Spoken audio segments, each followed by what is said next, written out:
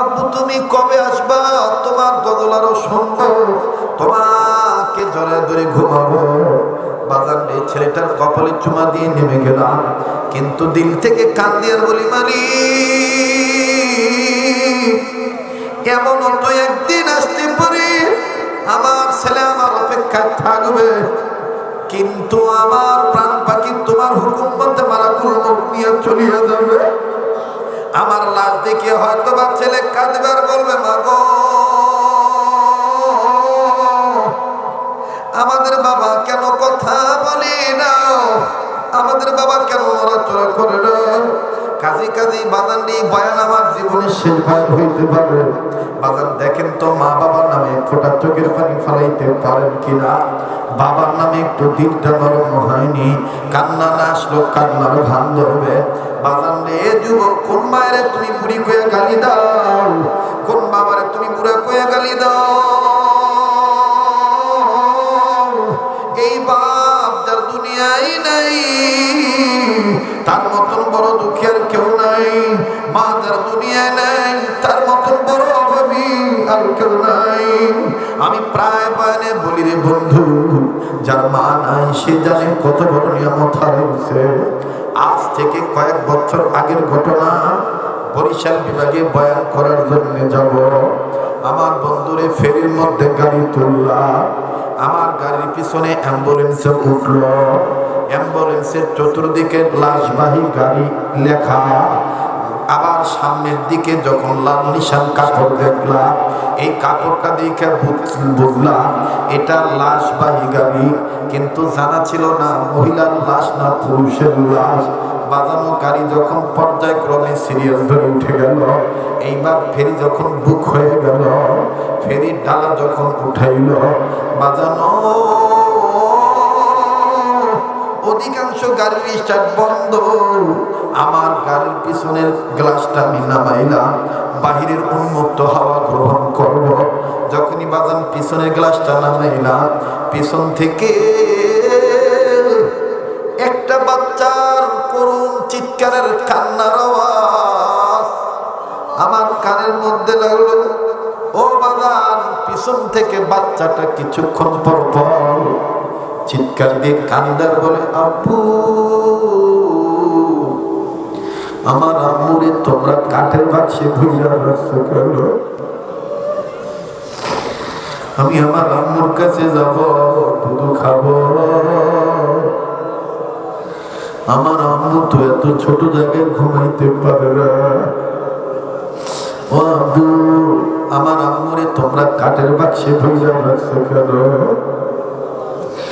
বাজানে যখন এই বক্তব্য শুনলাম, এই আওয়াজটা যখন পাইলাম, আমি আর নিজের ঠিক রাখতে পারলাম না।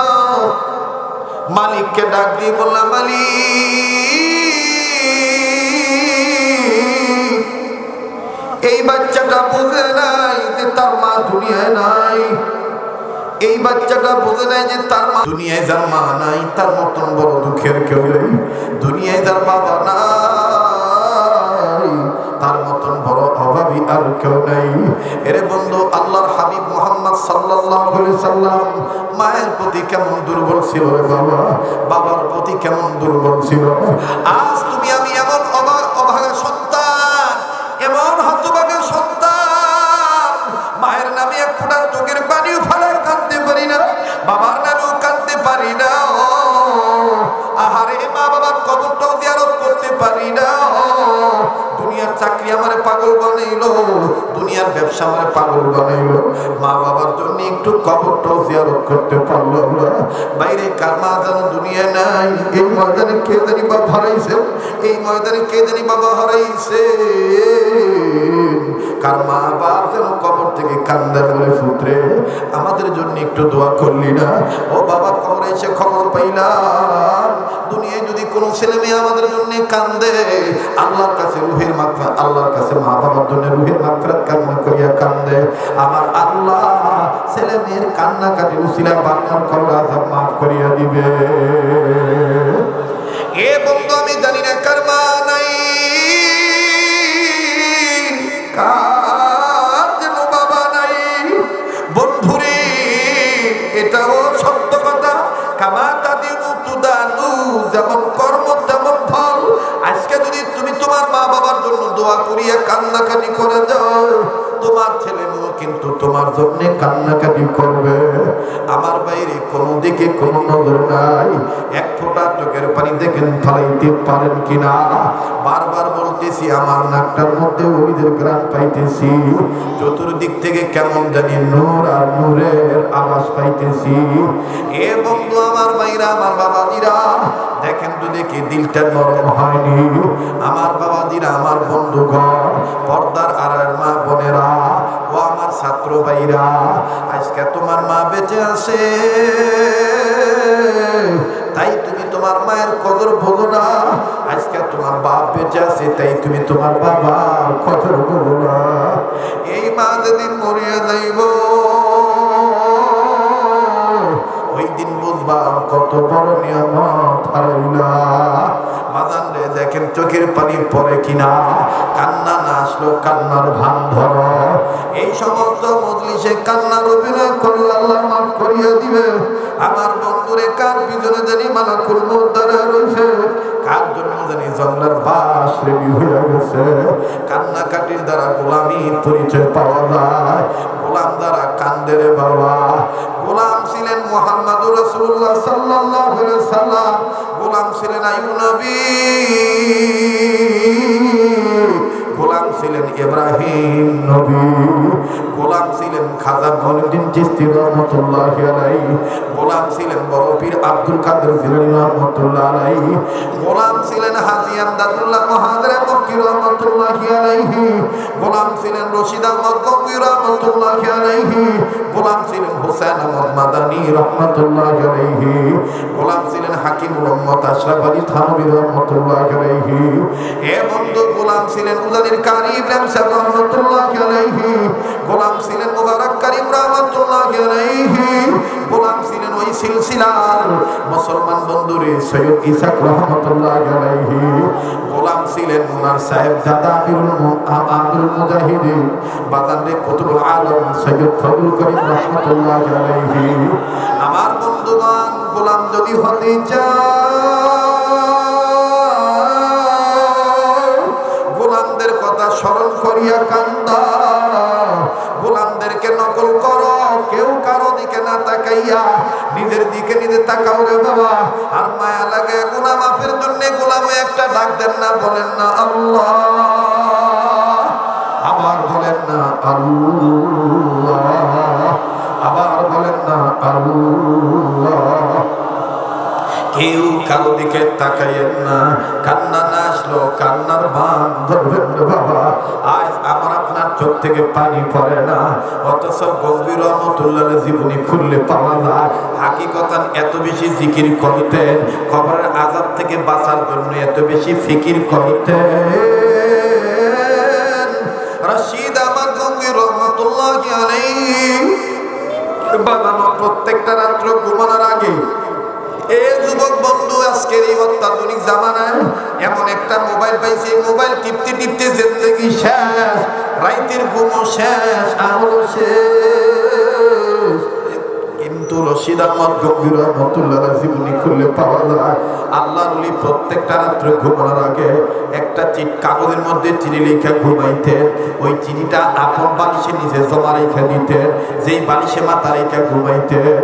সকালবেলা খাদেমগণ বালিশ পরিষ্কার করতে যাইয়া, বিছানা মুছাইতে যাইয়া বালিশের নিচ থেকে চিঠিটা পাইয়া খাদেমরা চিঠিটা পড়িয়া কাঁদতেন আর বলতেন, মালিক, এইভাবে তোমার গোলাম তোমারে প্রত্যেকদিন তোমার কাছে চিঠি লিখে ঘুমায়। চিঠির ভাষা কেমন ছিল রে বাবা? চিঠির মধ্যে রশিদ আহমদ গঙ্গোই রহমতুল্লাহ আলাইহি কি লিখতেন, যেই লেখাটা পড়ে ছাত্ররা কাঁদতে, গঙ্গোই রহমতুল্লাহ আলাইহি লিখতেন চিঠির মধ্যে এইভাবে লেখা জমা দিয়ে ঘুমাইতেন। ভাষাটা এইরকম ছিল, মালিক, এই যে আমি ঘুমাবো, না জানি এই ঘুম আমার জীবনের শেষ, না জানি বাজান এই বয়ান আমার জীবনের শেষ বয়ান। আদু যখন আমার বাবারে, আমার বাচ্চা সন্তান ছেলে মানুষ আমার আব্দুল্লাহ। আমাদের কয়েকদিন ঘুম হবে না। কেন রে বাবা ঘুম হবে না? বলে আব্বু তোমার গলা ধরিয়া না ঘুমাইলে ঘুম হয় না। আব্বু তোমার জোরে জোরে ঘুমাইলে অনেক ভালো লাগে। আব্বু তোমার কণ্ঠে গজল অনেক ভালো লাগে। আব্বু তুমি কবে আসবা? তোমার গজল আরো সুন্দর, তোমাকে জোরে জোরে ঘুমাবো। বাজার ছেলেটার কপালে চুমা দিয়ে নেমে গেলাম, কিন্তু দিল থেকে কান্দি আর বলি মালিক এমন তো একদিন আসতে পারে আমার ছেলে আমার অপেক্ষায় থাকবে, কিন্তু আমার প্রাণ পাখি তোমার হুকুম মতে মালাকুল মউত নিয়ে চলিয়া যাবে। আমার লাশ দেখে হয়তো বা ছেলে কাঁদবে আর বলবে মা গো আমাদের বাবা কেন কথা বলে না, আমাদের বাবা কেন নড়াচড়া করে না। কাজী বাজান নেই বয়ান আমার জীবনের শেষ ভয় হইতে পারে। বাজান দেখেন তো মা বাবার নামে ফোঁটা চোখের পানি ফেলাইতে পারেন কিনা? বাবার নামে একটু দিলটা নরম হয়নি? কান্না না আসলো কান্নার ভান ধরবে। বাজান রে যুবক, কোন মায়েরে তুমি বুড়ি কয়ে গালি দাও? কোন বাবারে তুমি বুড়া কয়ে গালি দাও? এই বাপ যার দুনিয়ায় নাই তার মতন বড় দুঃখী আর কেউ নাই। মা যার দুনিয়ায় নাই তার মতন বড় অভাবী আর কেউ নাই। আমি প্রায় বয়ানে বলি রে বন্ধু, যার মা নাই সে জানে কত বড় নিয়ামত হারাইছে। আজ থেকে কয়েক বছর আগের ঘটনা। বরিশাল বিভাগে বয়ান করার জন্য যাব। আমার বন্ধুরে ফেরির মধ্যে গাড়ি তুললাম। আমার গাড়ির পিছনে অ্যাম্বুলেন্সে উঠল। অ্যাম্বুলেন্সের চতুর্দিকে লাশবাহী গাড়ি লেখা। আবার সামনের দিকে যখন লাল নিশান কাপড় দেখলাম, এই কাপড়টা দেখে বুঝলাম এটা লাশবাহী গাড়ি, কিন্তু জানা ছিল না মহিলার লাশ না পুরুষের লাশ। বাজানো গাড়ি যখন পর্যায়ক্রমে সিরিয়াল ধরে উঠে গেল, এইবার ফেরি যখন বুক হয়ে গেল, ফেরির ডালা যখন উঠাইল, বাজানো অধিকাংশ গাড়ির স্টার্ট বন্ধ। আমার গাড়ির পিছনের গ্লাসটা আমি নামাইলাম, বাহিরের উন্মুক্ত হাওয়া গ্রহণ করব। যখনই বাজান পিছনের গ্লাসটা নামাইলাম, পিছন থেকে একটা বাচ্চার করুণ চিৎকারের কান্নার আওয়াজ আমার কানের মধ্যে লাগলো। ও বাজান, পিছন থেকে বাচ্চাটা কিছুক্ষণ পর পর চিৎকার দিয়ে কান্দার বলে আব্বু আমার আম্মুরে তোমরা কাঠের বাক্সে ভুইয়া রাখছো কেন? আমি আমার আম্মুর কাছে যাব, দুধ খাবো। আমার আম্মু তো এত ছোট জায়গায় ঘুমাইতে পারে না। ও আব্বু আমার আম্মুরে তোমরা কাঠের বাক্সে ভুইয়া রাখছো কেন? বাগানে যখন এই বক্তব্য শুনলাম, এই আওয়াজটা যখন পাইলাম, আমি আর নিজে ঠিক রাখতে পারলাম না। মালিককে ডাক দিয়ে বললাম মালিক,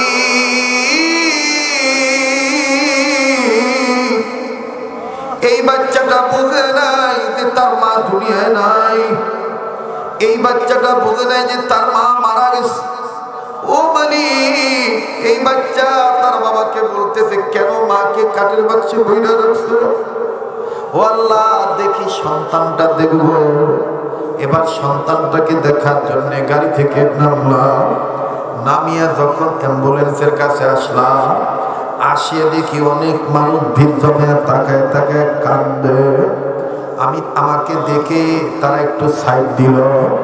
ভিতরের দিকে যখন গেলাম, গাড়ির বাইরে দাঁড়াইয়া জানালা দিয়ে উকি মাইরা নজর করে দেখি মায়ের লাশের বাক্সের কাছে আরো দুইটা মেয়ে বাচ্চা কান্দে। আরো দুইটা মেয়ে মায়ের লাশের বাক্স নাড়াচাড়া করে আর বলে আম্মা আম্মা আম্মা আম্মা, আমাদের ভাইয়াকে কি তুমি দুধ খাওয়াইবে না? আমাদের ভাইয়াকে কি তুমি দুধ খাওয়াইবে না? এক বোন আর এক বোন, ওরাও দুইজন ছোট। এক বোন আর এক বোনকে ডাক দিয়ে বলে, আপু আম্মুরা মরিয়া গেলে কি মেয়েদের সাথে কথা বলতে পারে না?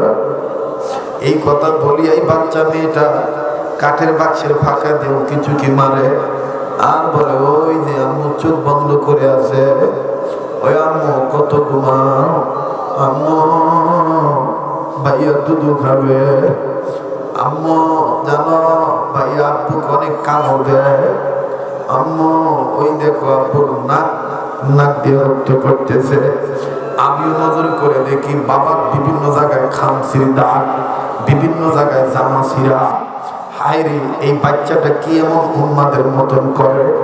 যখন এই বাচ্চাটা আবার বলে, আব্বু আমি আমার আম্মুর কাছে যাবো, দুধ খাবো, বাপ চোখের পানি ধরে রাখতে পারে না, কান্দার ডাক দিয়ে বলে, আল্লাহ আমারে তুমি কোন বিপদে ফেলাইলা, আমি তিনটা বাচ্চা নিয়ে কার কাছে যাইব আল্লাহ? ও আল্লাহ, এই কথা বলতেই বাবা বাচ্চা ছেলেটাকে মাথাটা বুকের সাথে লাগায় বলে, আব্বু তোমার আম্মু নাই, তোমার আম্মু মারা গেছে, তোমার আম্মু আর কোনোদিন দুধ খাওয়াবে না। যাহা মাত্র বললো আর দুধ খাওয়াবে না, মারা গেছে। আমার বাইরে ঠিক এই মুহূর্তে বাচ্চা ছেলেটা বাপের কসমস করে কামড় দিয়ে ধরল, হাতের চামড়ার মধ্যে এত জোরে কামড় দিল, বাপের চেহারাটা কালো হয়ে গেল, নাক মুখের মধ্যে আঙ্গুল ঢুকে চারা দেয়। বাপ কিছুই বলে না, অসাধ্য প্রকাশ করে মালিকের কাছে বলে, আল্লাহ কেন তুমি আমারে বাঁচায় রাখলা? এই বাচ্চাগুলো আমি এখন কার কাছে যাই? এ বন্ধু আমি ডাক দিয়ে বললাম, ভাইজান আপনার ছেলে মেয়ে বুঝে নাই, আপনার বিবি মারা গেছে, আপনি মনে কষ্ট নিয়েন না, বিরক্ত হইেন না, এরা বুঝে না এদের মা মারা গেছে। এই লোকটা কৌশল করে ছেলেটার মুখ থেকে, দাঁত থেকে নিজের হাতের চামড়া ছুটাইয়া ডাক দিয়ে বলে, হুজুর আর কত সহ্য করা যায়? নিজের হাতের কাপড় উঠাইয়া অঙ্গ প্রত্যঙ্গ দেখায় বলে, হুজুর এই দেখে আমার হাতের অবস্থা কি? নজর করিয়া দেখি জায়গায় জায়গায় কাপড়ের দাগ আর রক্ত জমিয়ে গেছে, জায়গায় জায়গায় বাপ বেচারার কেমন জানি জামা সেরা। কান্দার ডাক দিয়ে বলে, হুজুর আমি যখনই বলি তোর মা মারা গেছে, তখনই আমার এইভাবে কসমস করে কামড় দেয়। হুজুর এই যে দেখেন ঢাকা থেকে কামড়ানো শুরু করছে, হুজুর এখনো কামড়াইতেছে। ও হুজুর আর পারি না, তবে হুজুর আপনারা হুজুর মানুষ, আপনাদের কাছে একটা দোয়া চাই। ডাক দিয়ে বললাম, ভাই কি বলবো বলে? লোকটা কান্দার বলে, হুজুর আপনারা আলেম মানুষ, আল্লাহর কাছে দোয়া করবেন, আল্লাহ যেন কোনদিন কোন সন্তানদের কাছ থেকে মায়ের বাপের আগে মায়ের যেন না নিয়ে যায়। কারণ মায়ের অভাব বাবার দ্বারা পূর্ণ হয় না, মায়ের অভাব দুনিয়ার কেউ পূরণ করতে পারে না। তাই বলি হুজুর আপনারা দোয়া করবেন, আল্লাহ যেন কোনদিন কোন সন্তানের কাছ থেকে মায়ের আগে বাপের আগে যেন মায়ের না নিয়ে যায়। আমি বুঝতেছি আমি কত বিপদে আছি। এ টাঙ্গাইলের বাইরে আমি জানি না এই মাদের কার মা নাই, কার বাবা নাই রে। ওই মা বাবার কবর আযাব মাফের জন্য ইবাদতকারী হইয়া, গোলাম হইয়া আল্লাহ সাহায্য পাওয়ার আশায় একটা ডাক দিয়া বলস না আল্লাহ।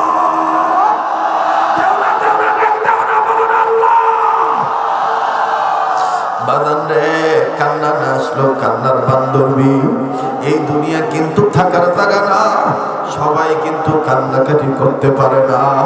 তোর দিল যদি ভালো হয় তুই হেদায়েত পাবি, তোর দিল যদি ভালো হয় তুই আল্লাহওয়ালা হবি।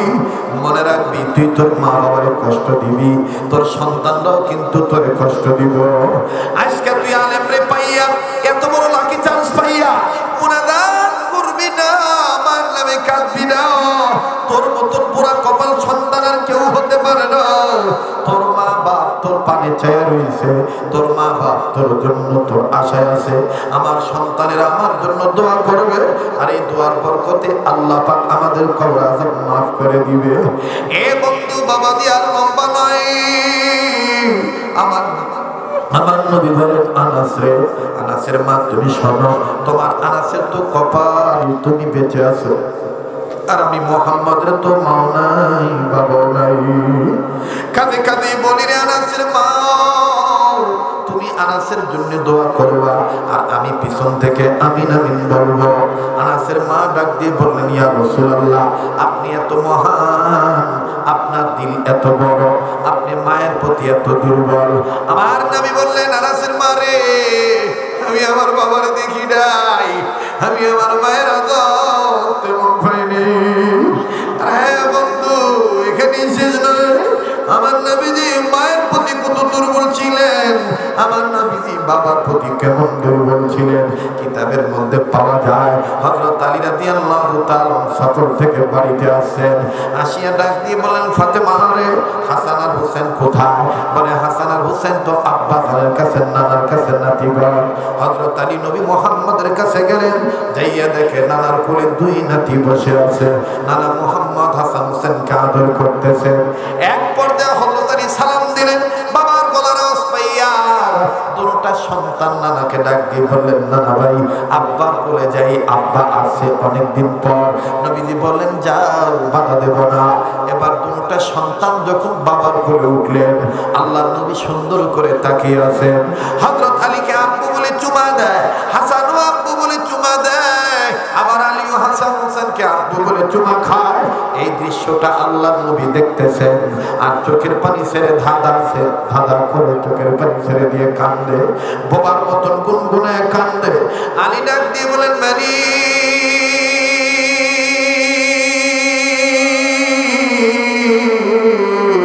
কান্দে কে গো, কান্দে কে? হযরত আলী তালাশ করে দেখি আমার নবী মুহাম্মদ কান্দে। হযরত আলী ডাক দিয়ে বলেন হাসান হোসেন, তোমরা কি তোমাদের নানাকে কোনো কষ্ট দিয়েছো? হাসান হোসেন কেন গো আব্বা না, আমরা কোনো কষ্ট দেই নাই। তাইলে তোমাদের নানা কান্দে কেন? জলদি করে তোমরা এখান থেকে নামো। আমার বাইরে দুইটা সন্তানকে নামাইলেন, নামাইয়া হযরত আলী কাছে যেয়ে বলে নবীজি গো কান্দেন কেন?